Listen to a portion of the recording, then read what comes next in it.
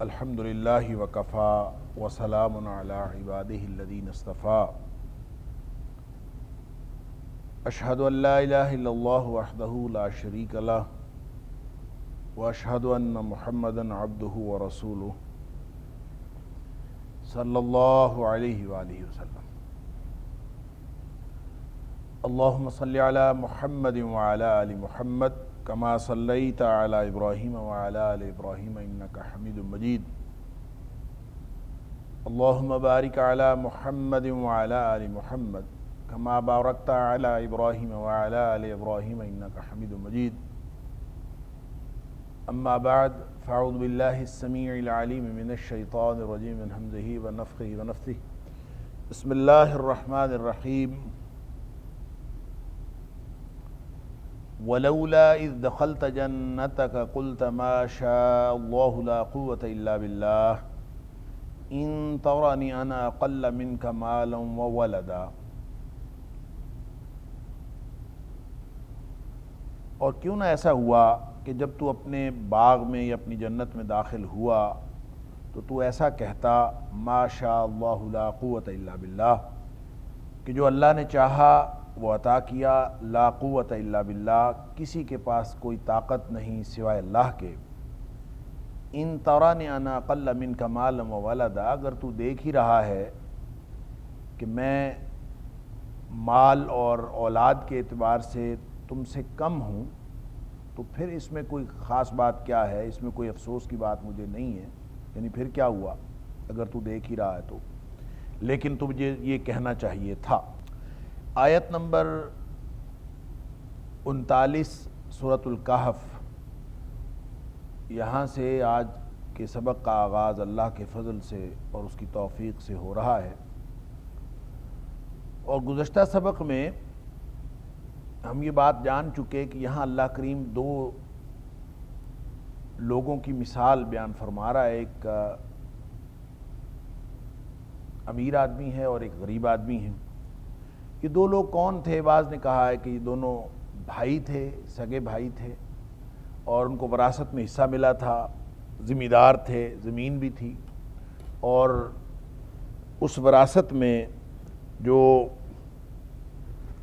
والد کی طرف سے یا والدین کی طرف سے ایک جیسی ملی تھی، دونوں کا رویہ مختلف تھا۔ ایک نے اللہ کے راستے میں خرچ کیا اور وہ مقابلتاً یا نسبتاً وہ بہت زیادہ امیر نہیں ہو سکا، اور دوسرے نے اپنی جائیداد کو روک کے رکھا اور اس نے اپنا باغات بنائے اور اپنا اس نے ذمہ دارہ کیا، اور اس میں زمین کے اندر اللہ تعالیٰ نے ہر طرح کی روزی بھی دی اور رزق بھی دیا، اور یوں ایک بہت ہی خوشحال اور ایک ذرا غریب آدمی، یہ دونوں بھائی، ان کا مکالمہ ہے جس کی اللہ کریم نے یہاں پہ تذکرہ فرمایا ایک مثال کے طور پر۔ یہ کون تھے اس کے بارے میں بھی مفسرین کے مختلف اقوال ہیں، یہ پہلے بات ہو چکی، لیکن صحیح بات یہ ہے کہ یہ کوئی متعین شاید نہیں تھے، یا بنی اسرائیل کے دور کے کوئی لوگ تھے جن کے بارے میں یہ کہا گیا کہ اس طرح ان کے ساتھ یہ واقعہ پیش آیا، اور اس کو قرآن نے ایک مثال کے طور پر تمثیلی انداز میں بیان کر دیا ہے۔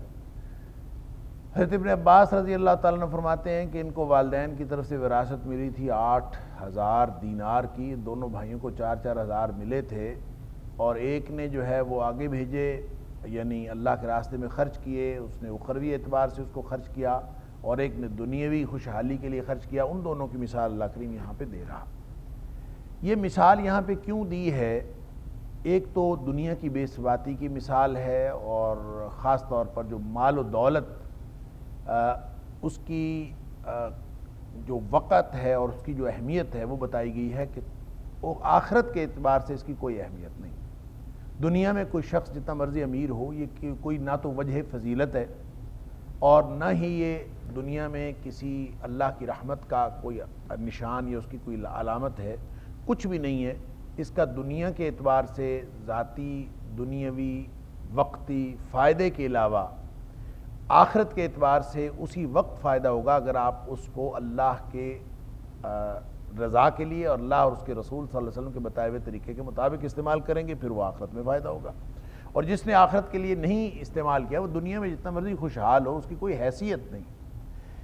ان دونوں مثالوں کا کانٹیکسٹ یا اس کا جو سیاق و سباق ہے وہ آیت نمبر 28 کے ضمن میں بھی دیکھ لیجئے، جو پیچھے ہم پڑھ آئے ہیں، جس میں اصل میں کفار مکہ کا مطالبہ تھا کہ آپ کے جو ارد گرد لوگ ہیں ایسے کہ جو غریب غربا ہیں ان کو آپ ہٹا دیجئے اپنے پاس سے، تو پھر ہم آپ کے پاس آ کے بات کیا کریں گے۔ حضرت بلال رضی اللہ تعالیٰ عنہ جیسے، حضرت ابن مسعود رضی اللہ تعالیٰ عنہ جیسے، حضرت سعد ابن ابی وقاص رضی اللہ تعالیٰ عنہ، یا پھر روایات میں آتا ہے کہ اسپیسیفکلی جس وقت یہ آیت کا نزول ہوا تو اس سے پہلے جب انہوں نے اعتراض کیا تھا تو اس وقت یہ 3-4 صحابہ کرام جو عام طور پہ نبی کریم صلی اللہ علیہ وسلم کی مجلس میں ہوتے تھے وہ موجود تھے، یا پھر قبیلہ حذیل کے بھی 2 آدمی موجود تھے، ان کو بھی جو مقامی سردار ہیں انہوں نے کمتر محسوس کیا اور انہوں نے سمجھا کہ ان کو ہٹا دیا جائے۔ اور یہ اسی طرح کا مطالبہ ہے جو ہر دور کے جو سردار ہیں وہ نبیوں سے کرتے آئے۔ حضرت نوح علیہ السلام کے ساتھ بھی انہوں نے یہی مطالبہ رکھا تھا، اور قریشی سرداروں کا بھی خیال یہی تھا۔ تو گویا اس ضمن میں اللہ کریم نے ایک تو آیت نمبر 28 میں بہت کیٹاگوریکل بات فرما دی، اور اسی طرح سورۃ الانعام کے اندر بھی فرما دیا کہ ان کو ہٹانا نہیں ہے، ان کو، یہ تو بڑے قیمتی لوگ ہیں، ان کو ساتھ ہی رکھنا ہے۔ یہاں بھی فرما دیا وَاصْبِرْ نَفْسَكَ مَعَ الَّذِينَ يَدْعُونَ رَبَّهُمْ بِالْغَدَاةِ وَالْعَشِيِّ يُرِيدُونَ وَجْهَهُ۔ یہ جو اللہ کی رضامندی چاہنے کے لیے صبح و شام تمہارے ساتھ موجود ہوتے ہیں، تو ان کو چھوڑنا نہیں، ان کے ساتھ ہی بیٹھنا، ان کو الگ نہیں کرنا۔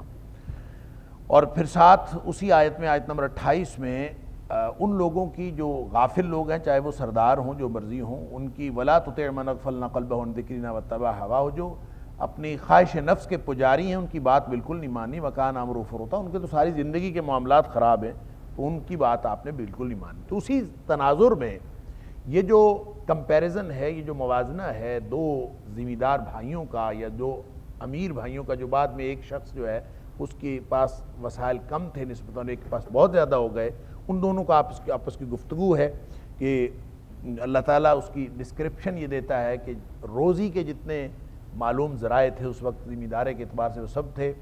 انگوروں کا باغ تھا، اس کے ارد گرد کھجوروں کے درخت تھے، یعنی دونوں ایک بہت یعنی کہہ لیجئے کہ پھلوں کے اعتبار سے بھی بہترین پھل، اور پھر آمدنی کے اعتبار سے بھی بہترین ذریعہ آمدن۔ پھر اس کے ساتھ فرمایا کہ درمیان میں جو ہے اللہ تعالیٰ نے اس کی کھیتی بھی بنائی ہوئی تھی، ایسا نہیں ہے کہ وہ صرف پھل ہی تھے، وَجَعَلْنَا بَيْنَهُمَا زَرْعًا، کہ درمیان میں کھیتی بھی تھی۔ اور اس کا مطلب یہ ہے کہ ایک پرفیکٹ جو کوئی کانسیپٹ ہو سکتا ہے کسی ذمہ دارے کا کہ اس میں ہر طرح کی فصلیں بھی آ رہی ہوں، ہر چیز جو ہے وہ وہاں سے میسر ہو، اور پھر سب سے بڑا جو ذمہ دارے میں ہوتا ہے وہ پانی کا مسئلہ ہوتا ہے۔ تو فرمایا کہ پانی کا بھی مسئلہ ان کو اس لیے نہیں تھا کہ اللہ تعالیٰ فرماتا ہے کہ ہم نے اس کے درمیان میں ایک فجرنا خلالہما نہر، ایک دریا بہا دیا تھا درمیان، سبحان اللہ، یعنی پانی بھی وافر ہے، ہر چیز، ایک پوری جو پرفیکٹ ڈسکرپشن ہو سکتی ہے وہ اللہ کریم نے یہاں پہ دے۔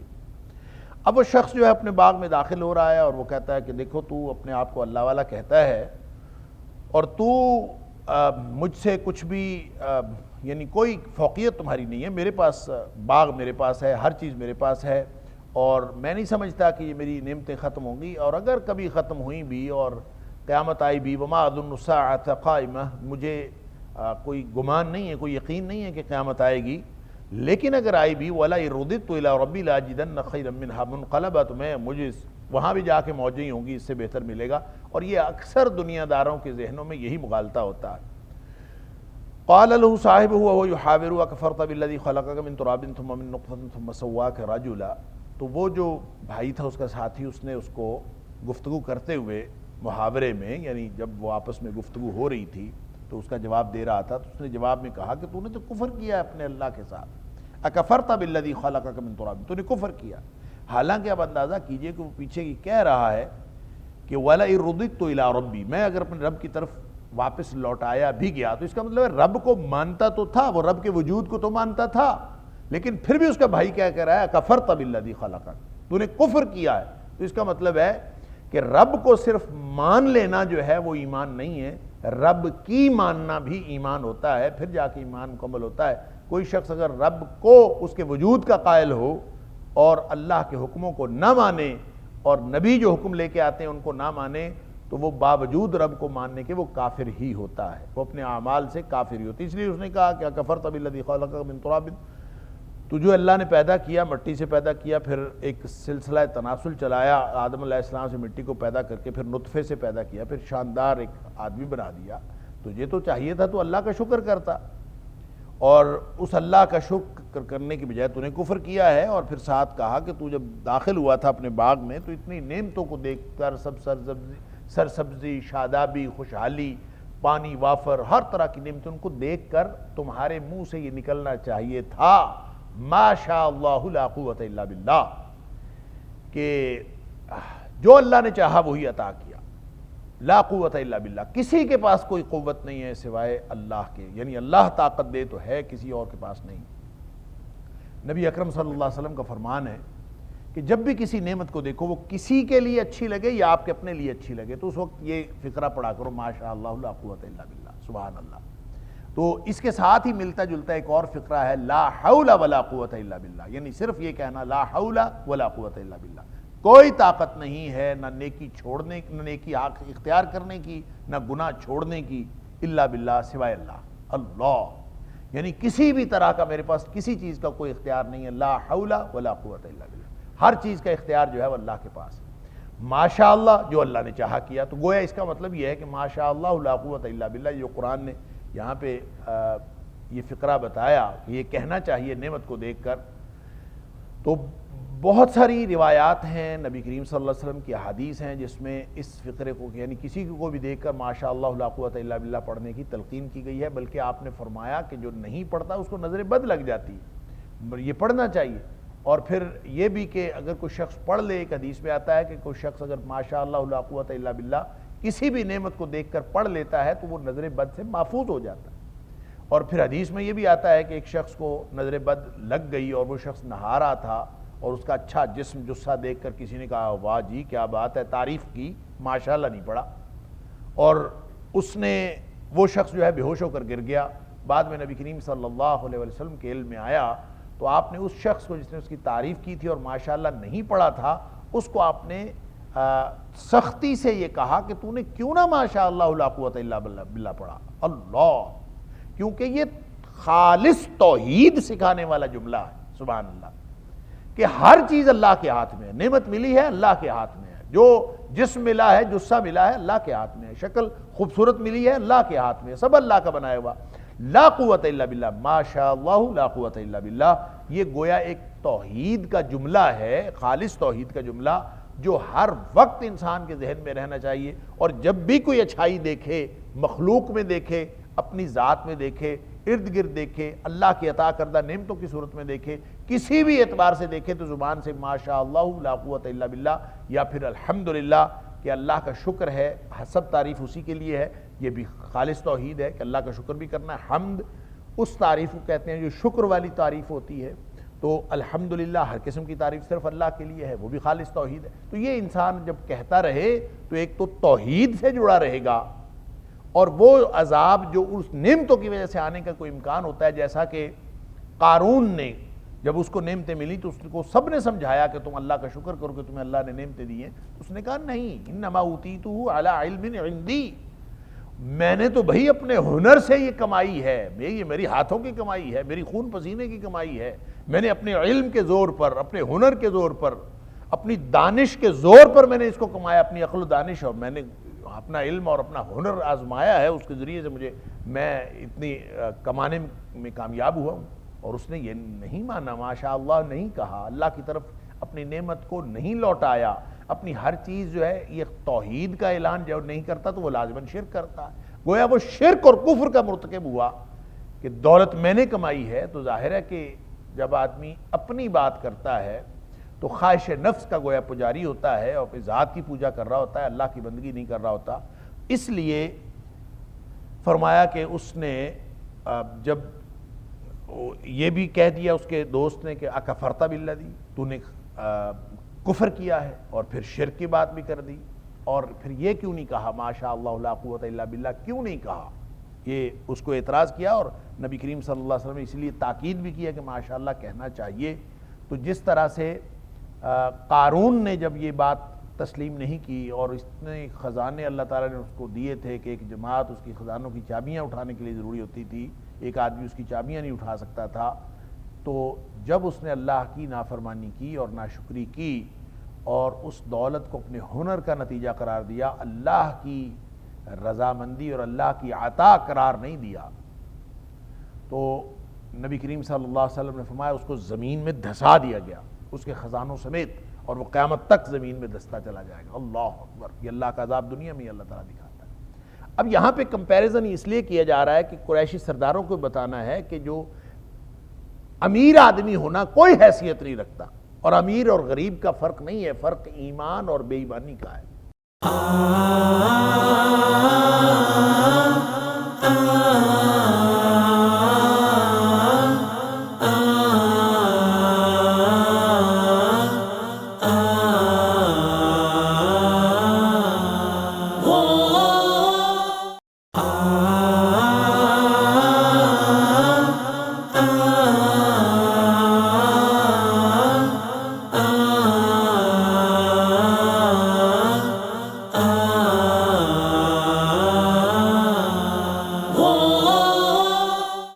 لہذا ایک ایمان والا جتنا مرضی غریب ہو وہ بہت بہتر ہے اس شخص سے جو بے ایمان ہو اور وہ جتنا مرضی مالدار ہو، جتنا مرضی اس کے پاس دنیایں ہوں، وہ کچھ بھی نہیں، بلکہ وہ ایک بہتر ہوتا ہے سارے لوگوں سے۔ وہ حدیث آتی ہے بخاری شریف کے اندر کہ نبی کریم صلی اللہ علیہ وسلم کے پاس ایک ایسا آدمی گزرا جس کے بہت یعنی لگتا یوں ہے، حدیث کے سیاق و سباق سے الفاظ میں تو نہیں ہے کہ وہ سردار ہوگا، سردار ٹائپ آدمی ہوگا اور باڈی گارڈ ساتھ ہوں گے، گھوڑے پہ چڑھا ہوا ہوگا، بہت تمطراق کے ساتھ گزرا ہوگا۔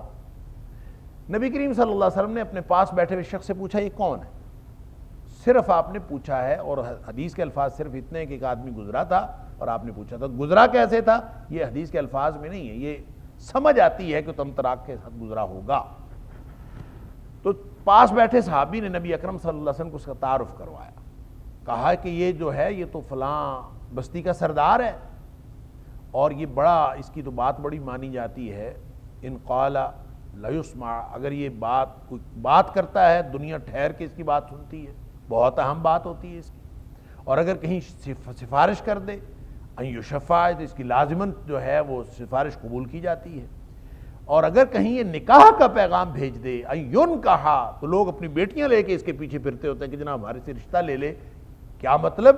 معاشرے کے اعتبار سے، سوشل سٹیٹس کے اعتبار سے وہ انتہائی اعلیٰ مقام پر ہے، اور وہ امیر بھی ہے، سردار بھی ہے، اقتدار بھی اس کے پاس ہے، یوں وہ اپنے پورے علاقے میں اس کی بڑی مانتا ہے۔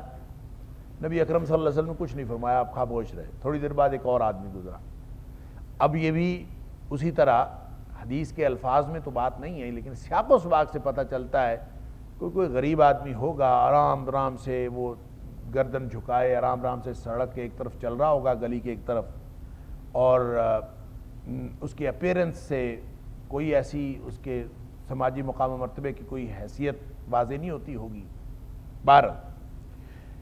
نبی کریم صلی اللہ علیہ وسلم نے پاس بیٹھے اسی صحابی سے پوچھا کہ یہ کون ہے، اس کا تعارف کروایا۔ اس نے تعارف کرا، ہوا من فقراء المسلمین، یہ تو فقیر سا آدمی ہے، محتاج مسلمانوں میں سے ہے، اہل ایمان میں سے ہے، لیکن ہے بالکل فقراء سا، فقیر اس کو کہتے ہیں، محتاج بالکل جس کے پاس کچھ نہ ہو۔ اللہ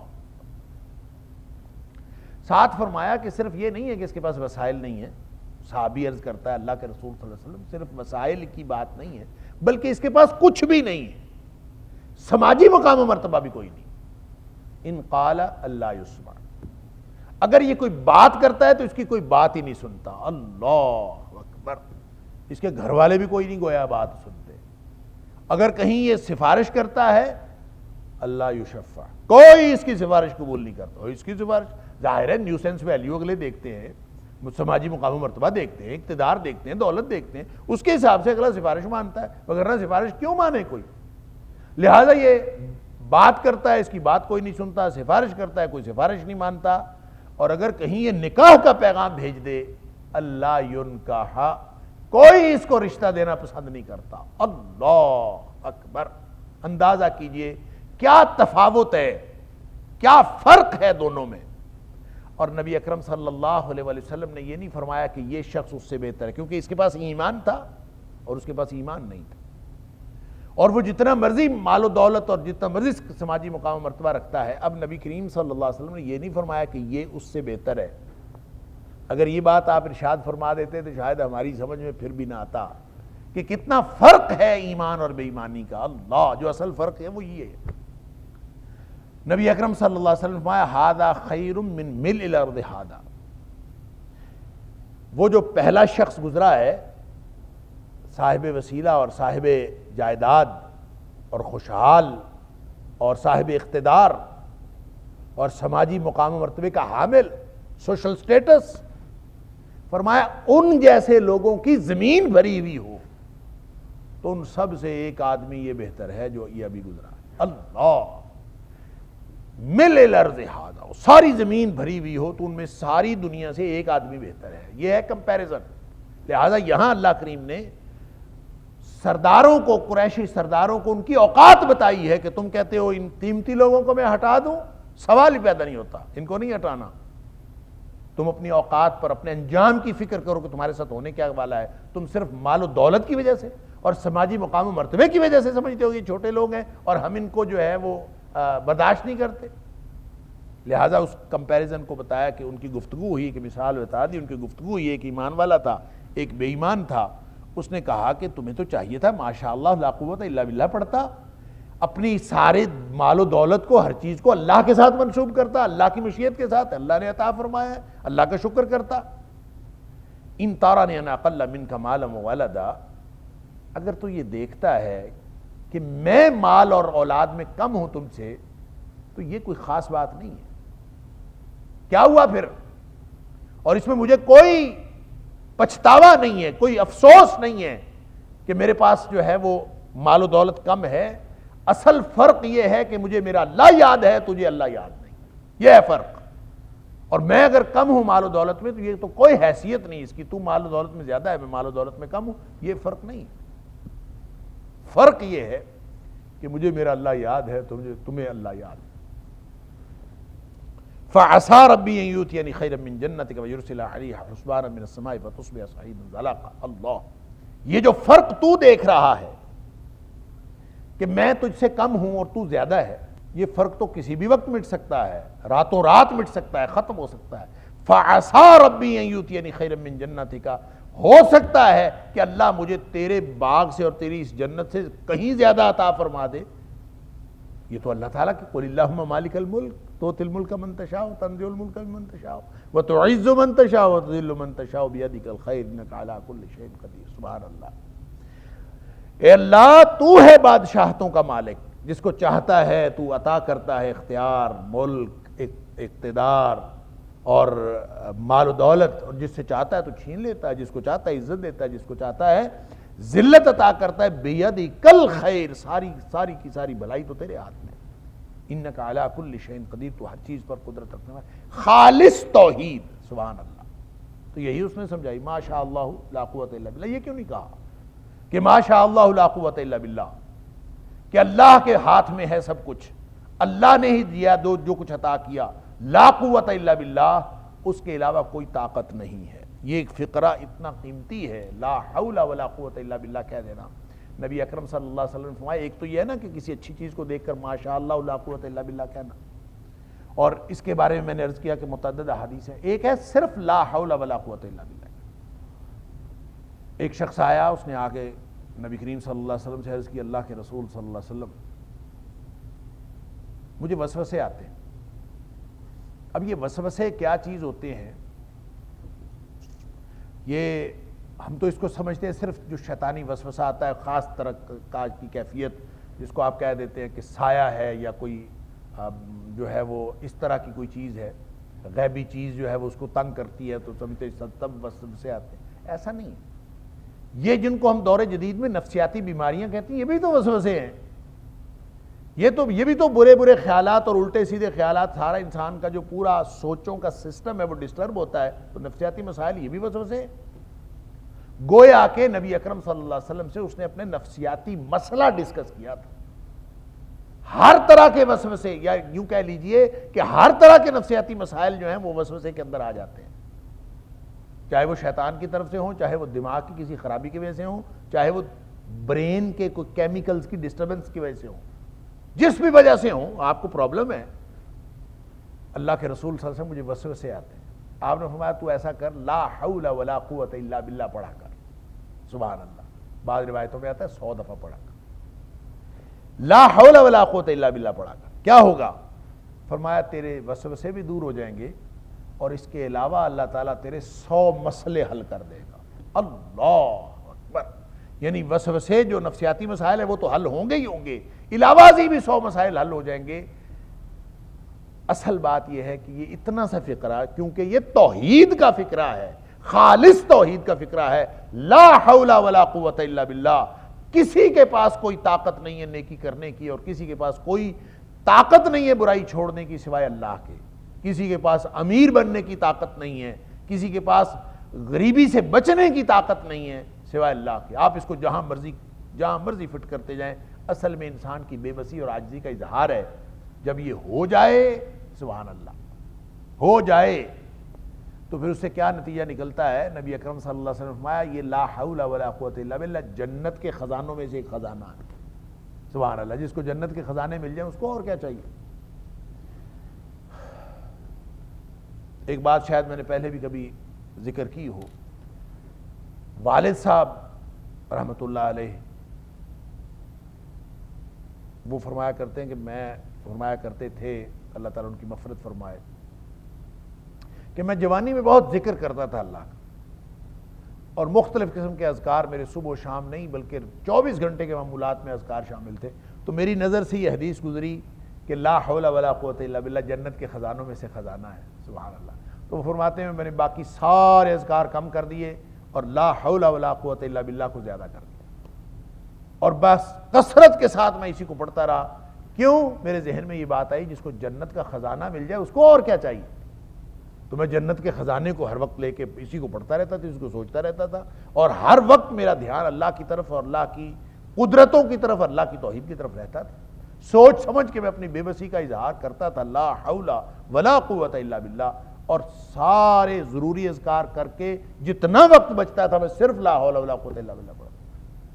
وہ فرماتے ہیں کہ میں نے اتنا کثرت سے پڑھا کہ اصل میں نے والد صاحب سے سوال کیا تھا. والد صاحب نے زندگی میں کوئی دنیاوی اعتبار سے یا مادی اعتبار سے یا معاشی جد و جہد کے اعتبار سے کوئی کاروبار نہیں کیا، کوئی نوکری نہیں کی والد صاحب. وہ تو اللہ تعالیٰ نے ویسے ان کا انتظام کر دیا کہ وراثتی زمینیں تھیں اور وہ ایک بندوبست ہو گیا الحمدللہ، اور ساری ان کی زندگی بڑی اچھی گزری اور ہم سب پل بھی گئے الحمدللہ. لیکن ویسے ہی مجھے خیال آیا کہ والد صاحب ساری زندگی صرف اللہ اللہ کرتے ہیں، دین کی تبلیغ کرتے ہیں اور کچھ بھی نہیں کرتے. تو میں ان سے پوچھوں کہ معاشی جد و جہد جو کہ بالکل حلال اور جائز ہے اور قرآن کا حکم ہے وابتغوا من فضل اللہ، تو آپ نے یہ کبھی نہیں کی، تو آپ کو کبھی خیال نہیں آیا کہ آپ یہ کر لیں؟ کہتے ہیں ہاں آتا تھا خیال میں جوانی میں. وہ کہتے ہیں میں پلان بھی کیا کرتا تھا، میں منصوبے بنایا کرتا تھا، فلاں کاروبار کر لوں، فلاں کاروبار کر لوں، اور کاروبار کرنا چاہیے. اس ضمن میں انہوں نے بتایا کہ جب میں نے لا حول ولا قوت الا باللہ کا بہت کثرت سے وظیفہ کیا، بہت ہی زیادہ کیا، تو صرف میں ضروری وظائف کرتا تھا اور باقی ہر وقت لا حول ولا قوت الا باللہ پڑھتا تھا. تو وہ فرماتے ہیں کہ اس سے پہلے میں پلان کیا کرتا تھا کہ میں نے کاروبار کرنا ہے زندگی میں، لیکن اس کے بعد اللہ تعالیٰ نے میری زندگی میں ایسی کایا پلٹ دی میرے خیالات کی کہ مجھے کبھی خیال بھی نہیں آیا. اور اس کی ایک ظاہری انڈیکیشن وہ کہتے ہیں اس طرح سے ہوئی کہ مجھے خواب میں اللہ تعالیٰ نے دکھایا کہ مجھے کسی نے یوں میرے جسم کو لمبائی کے رخ 2 حصوں میں تقسیم کر دیا، آرے سے کاٹ دیا، یوں کاٹ کے میرا آدھا حصہ مجھ سے الگ کر دیا. اور میں نے دیکھا کہ میرا آدھا حصہ الگ ہو گیا ہے، لیکن اس کے باوجود میں مکمل تھا. خواب میں جو میں نے دیکھا کہ مجھے آدھا کاٹ دیا گیا ہے لیکن اس کے باوجود میں مکمل ہوں. تو مجھے خواب میں یہ بات سمجھائی گئی کہ آپ کے اندر جو اللہ نے دنیا کا حصہ رکھا تھا وہ ہم نے نکال دیا. یعنی اللہ تعالیٰ نے دنیا کا حصہ آپ کی زندگی سے نکال دیا. یہ کوئی اللہ تعالیٰ کی طرف سے بشارت تھی یا زندگی کا منہج ترتیب دینے کے لیے کوئی اشارہ تھا؟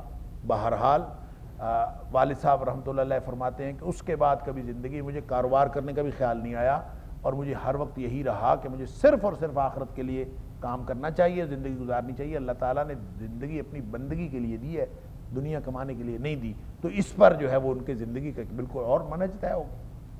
تو کہنے کی بات یہ ہے کہ اللہ تعالیٰ مال دے تو وہ بھی نعمت بن جاتا ہے جب آپ ہر چیز کو اللہ کی طرف منسوب کرتے ہیں۔ یہ فلسفہ ما شاء اللہ لا قوت الا باللہ کا، اور لا حول ولا قوت الا باللہ۔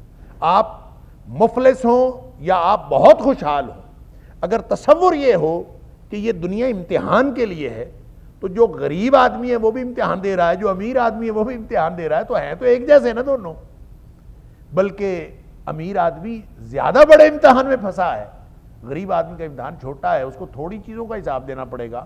جس کے گھر میں 100 استعمال کی چیزیں ہیں اور جس کے گھر میں 5 استعمال کی چیزیں ہیں، ان کے امتحان کا فرق تو ہوگا۔ جس کے پاس تھوڑا مال ہے اس کو امتحان تھوڑا دینا پڑے گا، اور جس کے پاس جتنا زیادہ مال ہے اتنا اس کو امتحان دینا پڑے گا۔ اگر وہ شکر کرتا ہے اور اللہ کی مرضی سے وہ چیزیں استعمال کرتا ہے تو شاید وہ بھی امتحان سے بچ جائے گا۔ لہٰذا اہل ثروت ہو یا مفلس لوگ ہوں، فرق اس سے نہیں پڑتا، فرق اس بات سے پڑتا ہے کہ وہ اللہ والے ہیں کہ نہیں، ایمانی زندگی گزار رہے ہیں کہ نہیں۔ اگر زندگی ایمان والی گزر رہی ہو تو مال بھی نعمت بن جاتا ہے۔ نبی اکرم صلی اللہ علیہ وسلم نے فرمایا 2 لوگوں کے علاوہ کسی سے رشک جائز نہیں ہے، ایک وہ جس کو اللہ نے قرآن عطا کیا ہو اور دن رات وہ قرآن کے مطابق زندگی گزار رہا ہو اور وہ قرآن پڑھا رہا ہو، اور دوسرا وہ شخص جس کو اللہ نے حلال مال عطا فرمایا ہو اور دن رات وہ خرچ کر رہا ہو۔ کیا کر رہا ہو؟ خرچ، یعنی کما کے اپنے اوپر خرچ کر لینا۔ یہ تو سب کر لیتے ہیں، کافر بھی کر لیتے ہیں، سب کر لیتے ہیں۔ جو اللہ کے لیے خرچ کرتے ہیں اسی دولت کو اللہ کی رضامندی کا ذریعہ بناتے ہیں، تو یہ ہے اصل میں فرق۔ تو بہرحال اس نے سمجھایا کہ یہ کچھ بھی نہیں ہے، اگر میں مال اور دولت میں کم ہوں تو اس کی کوئی حیثیت نہیں ہے۔ ان تارانی انا اقل منک مالا و ولدا، میں اگرچہ کم ہی ہوں تو بھی تجھے تو داخل ہوتے وقت ماشاء اللہ لا قوت الا باللہ پڑھنا چاہیے تھا۔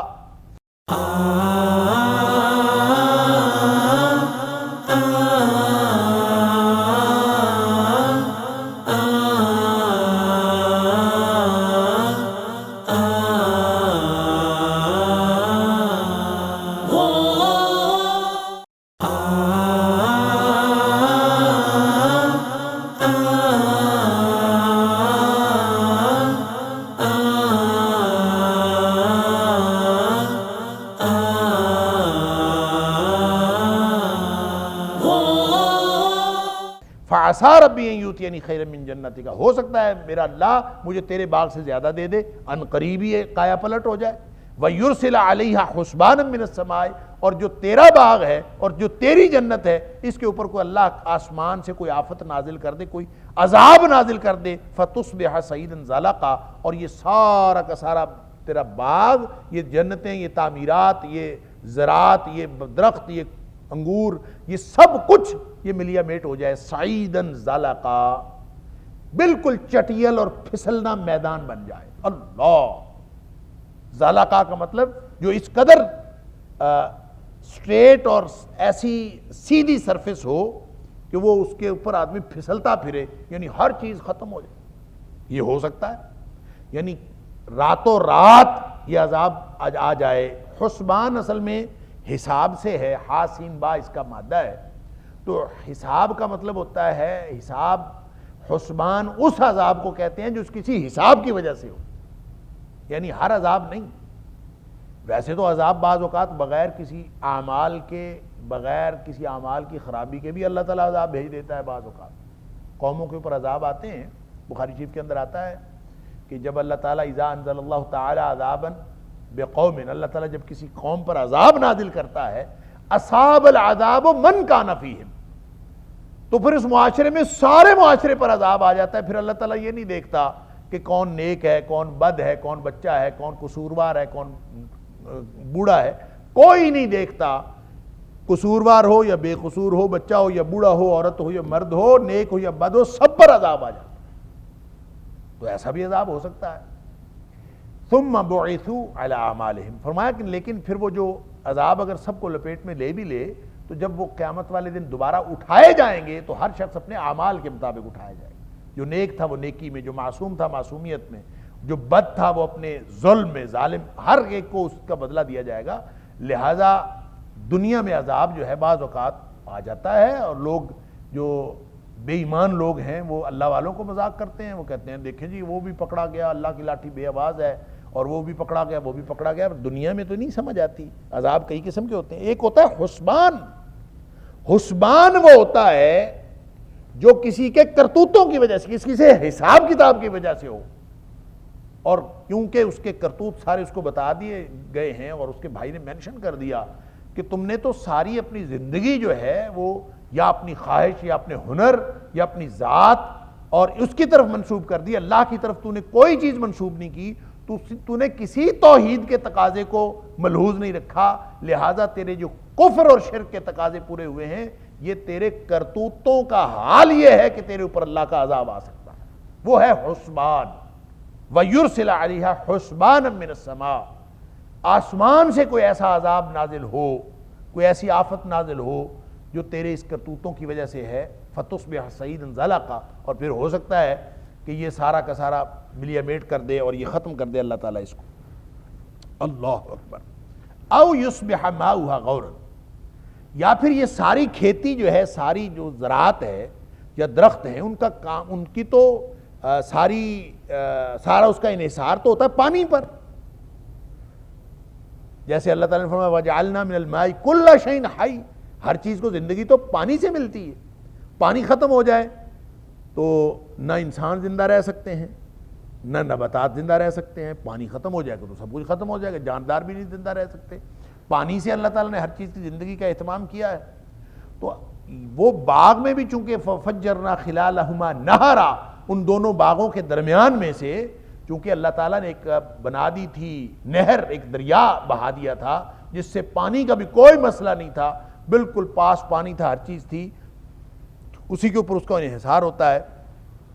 تو وہ بھائی اس کو سمجھا رہا ہے کہ ایسا ہو سکتا ہے کہ یہ سب ملیا میٹ ہو جائے، یہ پانی کا دریا ہی خشک ہو جائے، اور یہ یصبح ماؤها غورا او یصبح، یا پھر اس کا پانی نیچے چلا جائے، گہرا ہو جائے، نیچے چلا جائے، خشک ہو جائے، بس ختم. تو کون لائے گا پانی؟ جیسے سورہ ملک کی آخری آیت میں بھی اللہ تعالیٰ نے فرمایا قُلْ إِنْ أَصْبَحَ مَاؤُكُمْ غَوْرًا فَمَنْ يَأْتِيكُمْ بِمَاءٍ مَّعِينٍ. اللہ، اگر یہ پانی جو زمین میں ہے جس سے تم استفادہ کرو نیچے ہی چلا جائے تو پھر کون لائے گا؟ ابھی تو تم تھوڑا سا پانی نیچے، کہتے ہیں واٹر لیول ڈاؤن ہو گیا ہے تو ذرا بڑا لمبا بور کر کے، لمبا پائپ لگا کے ہم نکال لیتے ہیں پانی. بالکل ہی خشک ہو جائے تو کہاں سے پانی لاؤ گے؟ فَمَنْ يَأْتِيكُمْ بِمَاءٍ مَّعِينٍ. اللہ تعالیٰ نے توحید کی دلیل کے طور پر بتایا ہے کہ بتاؤ پھر یہ چلتا ہوا پانی کون لے کے آئے گا. اور یہاں بھائی کو سمجھا رہا ہے کہ یہ پانی اگر نیچے ہی چلا جائے، یہ بھی تو ہو سکتا ہے فلن تستطیع لہ طلبا، تو پھر پانی کہاں سے تلاش کرو گے؟ فلن تستطیع، پھر تو استطاعت نہیں رکھتا لہ طلبا، اس کی تلاش کی، اس کو کہاں سے لاؤ گے پھر؟ وَأُحِيطَ بِثَمَرِهِ. اللہ، یہ تو اس نے بتایا تھا، اس نے سمجھایا تھا. اور قرآن کا چونکہ اسلوب یہ ہے کہ وہ کہانی کو کہانی کے طور پر نہیں بیان کرتا بلکہ صرف اس کے ہدایت والے پہلو مینشن کرتا ہے، تو چونکہ سمجھا دیا، اب اس کے بعد درمیان میں کتنا عرصہ گزرا، کتنا وقت گزرا اور کیسے کیسے ہوا، لیکن قرآن کہتا ہے وَأُحِيطَ بِثَمَرِهِ. ایک وقت آیا کہ گھیر لیا گیا اس کے پھلوں کو، یعنی اس کے سارے پھل ختم ہو گئے، پکڑ لیا، گرفت میں آ گیا. پھلوں کو گھیر لیا گیا کا کیا مطلب ہے؟ کہ اس کے جو پھل تھے وہ سارے تباہ و برباد کر دیے، ختم ہو گئے. فَأَصْبَحَ يُقَلِّبُ كَفَّيْهِ، پھر وہ ملتا رہ گیا اپنے ہاتھوں کو، اپنی ہتھیلیاں ملتے رہ گیا. يُقَلِّبُ كَفَّيْهِ، ہتھیلیاں ملتا رہ گیا. فَأَصْبَحَ، وہ ہو گیا يُقَلِّبُ كَفَّيْهِ، اپنی ہتھیلیاں مل رہا تھا. عَلَى مَا أَنفَقَ فِيهَا، یعنی افسوس کے ساتھ، اس کے لیے سمبولک ہے، جب انسان کو افسوس ہوتا ہے اور سب کچھ چھن جاتا ہے اور سارا کچھ تباہ و برباد ہو جاتا ہے تو سوائے ہتھیلیاں ملنے کے کچھ نہیں رہ جاتا. عَلَى مَا أَنفَقَ فِيهَا، اس بات پر وہ کف افسوس مل رہا تھا کہ اس نے جو خرچ کیا سب ختم ہو گیا. علی ما انفق فیہ، جو کچھ اس میں خرچ کیا تھا سب ضائع تباہ و برباد ہو گیا۔ اور کیسے ہو گیا؟ وَهِيَ خَاوِيَةٌ عَلَىٰ عُرُوشِهَا، اس نے تو اپنی ساری دولت اس باغ پر اور اس کی آرائش پر لگا دی تھی۔ وَهِيَ خَاوِيَةٌ عَلَىٰ عُرُوشِهَا، اور یہ اپنی چھتوں کے بل نیچے گرا پڑا تھا، یعنی بالکل الٹ ہو کے ختم، ہر چیز انقلاب برپا ہو۔ وہی جو اس نے کہا تھا نا کہ ایسا ہو سکتا ہے کہ سعیدن زلقہ بن جائے، یہ چٹیل میدان بن جائے، وہ سب کچھ ختم ہو کے چٹیل میدان بنا پڑا، تباہ و برباد، ہر چیز ختم۔ اللہ کتنا ٹائم لگتا ہے اللہ تعالیٰ کو یہ ساری کائنات تباہ کرنے میں؟ اس نے تو کن کہنا ہے نا، فیکون تو ہو جانی ہے، لہٰذا ہر وقت اللہ سے ڈرنا چاہیے۔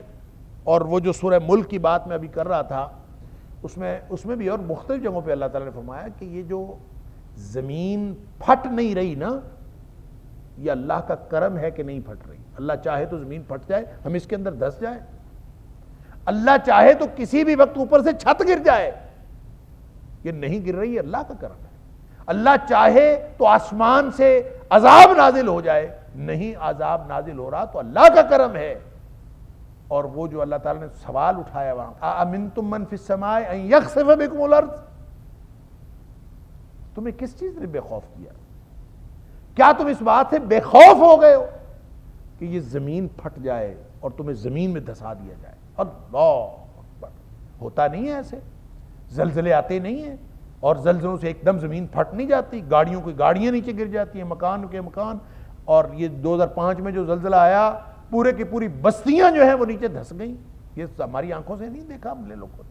آمنتم ان یخسف بکم الارض، کہ یہ زمین تمہارے ساتھ دھسا دی جائے، اللہ زمین کے اندر تم دھس جاؤ، اس بات سے کس چیز نے بے خوف کیا؟ ام امنتم من فی السماء یرسل علیکم حاصبا، یا پھر تم اس بات سے مامون ہو گئے ہو کہ آسمان سے آسمان والا تمہارے لیے کوئی عذاب نازل کر دے۔ اللہ، یہ نہیں نازل ہو رہا عذاب اور نہیں زمین پھٹ رہی، تو اللہ کا شکر کریں ہم، سبحان اللہ۔ تو وہاں پھر جب ہر چیز سامنے ختم ہوئی پڑی، اس نے دیکھا کف افسوس مل رہا ہے، وہی خاویۃ، اور وہ گری پڑی تھی علی عروشہا، پورے کا پورا باغ وہ سارا تباہ و برباد ہوا پڑا تھا۔ وَيَقُولُ، پھر اس وقت وہ کہتا ہے یا لیتنی، اے کاش، لم اشرک بربی احدا، کاش میں نے اپنے رب کے ساتھ شرک نہ کیا ہوتا۔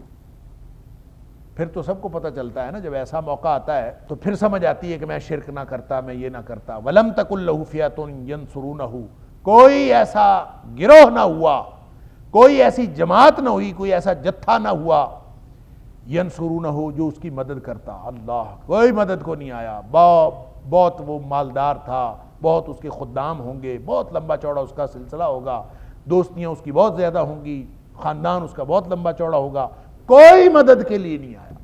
اللہ من دون اللہ، اللہ کے علاوہ مدد کر بھی کون سکتا ہے؟ اللہ کے علاوہ کوئی مددگار، گویا اللہ کے مقابلے میں جب اللہ اپنی کرنی پہ آ جاتا ہے تو دنیا ساری مخلوق جڑ جائے، وہ مدد نہیں کر سکتی۔ یہی عقیدہ سمجھایا تھا حضرت ابن عباس رضی اللہ تعالیٰ عنہ کو نبی اکرم صلی اللہ علیہ وسلم نے، جب وہ ابھی چھوٹے بچے تھے، 10 سال کے بچے تھے، اور نبی کریم صلی اللہ علیہ وسلم کے ساتھ سفر کرنے کی سعادت ملی، تو نبی کریم صلی اللہ علیہ وسلم نے چھوٹی چھوٹی عقیدے کی باتیں سمجھائی تھی، بچے کو جس طرح سمجھایا جاتا ہے، سبحان اللہ، بہت شاندار 10 باتیں نبی کریم صلی اللہ علیہ وسلم نے بتائی۔ اس میں سب سے پہلی بات یہ تھی احفظ اللہ یحفظک، کہ ہر وقت اپنے اللہ کو یاد رکھا کرو، اللہ تجھے یاد رکھے گا۔ پھر فرمایا احفظ اللہ تجد تجاہک، اللہ کو یاد رکھا کرو، اپنے اللہ کو تم ہمیشہ اپنے سامنے پاؤ گے، سبحان اللہ، علی ھذا القیاس۔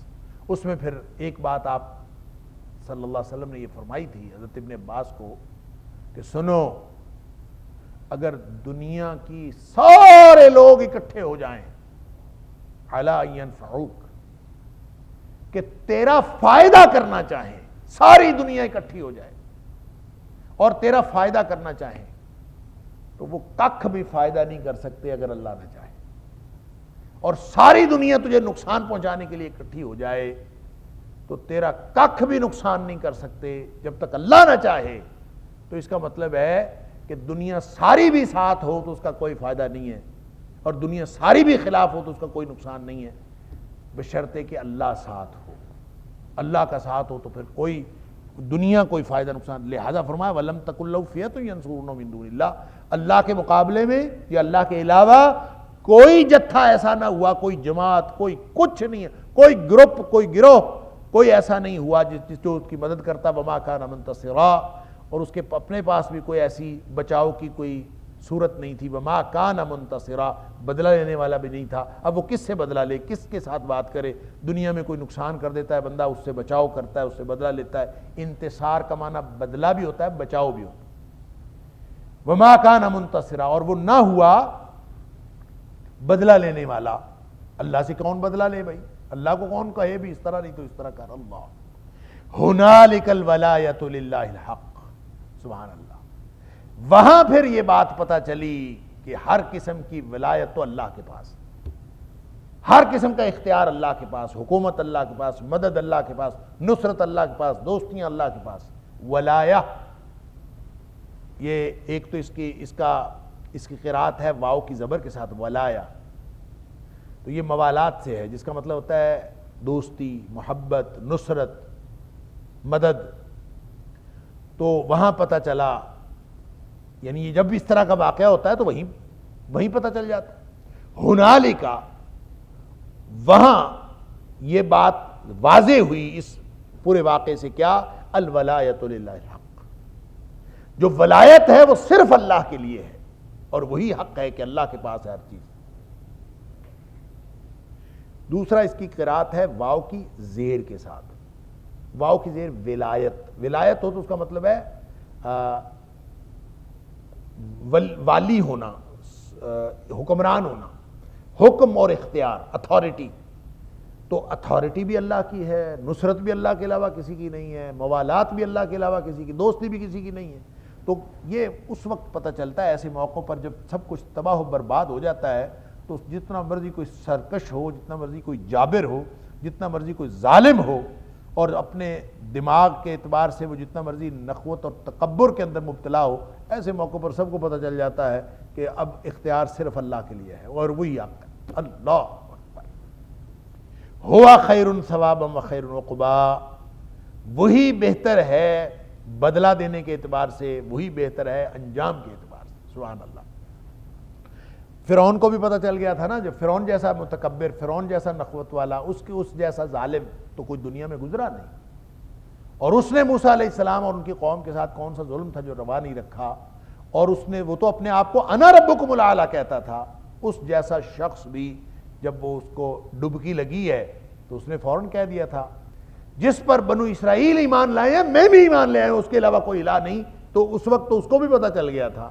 اللہ تعالیٰ نے یہ بات سورہ یونس میں بھی اور سورہ مومن میں بھی بتائی ہے کہ وہ ڈبکی لگتے وقت تو اس نے بھی مان لیا تھا, لیکن جب تباہی و بربادی آ جاتی ہے, عذاب آ جاتا ہے, اس وقت کا ایمان فائدہ نہیں دیتا. اللہ اکبر.